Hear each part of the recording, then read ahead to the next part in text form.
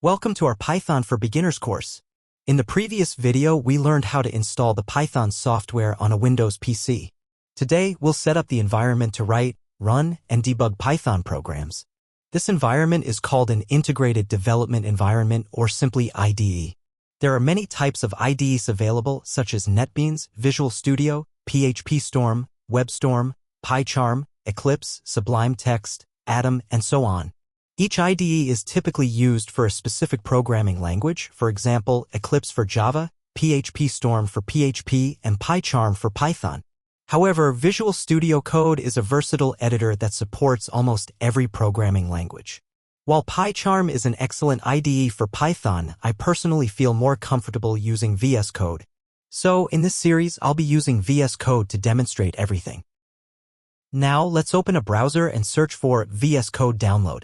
The official website will appear at the top of the search results. Once we visit the site, we'll see separate download options for Windows, Linux, and macOS. Choose the version based on your operating system. Since I'm using Windows, I'll download the Windows version. Once the download is complete, just install it like any other software. Installing Visual Studio Code on your PC is very easy. I hope you will not face any problems during the installation. Still, I will walk you through the process step by step. If you still face any issues, feel free to leave a comment. I will do my best to help you out.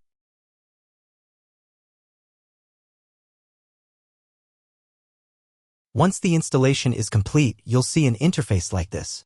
You might be prompted with a theme selection or a getting started screen. It's very simple, just pick a theme you like. I'm using the dark theme here.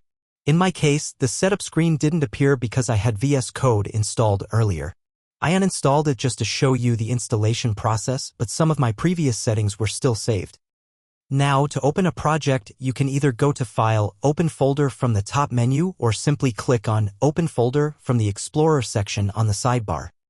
If you ever need to install a plugin or extension, just head over to the Extensions tab on the sidebar, type the name of the extension in the search bar, and you'll see a list of related extensions. From here, you can simply install the one you need. I already have the Python extension installed on my system. For now, that's the only extension you'll need.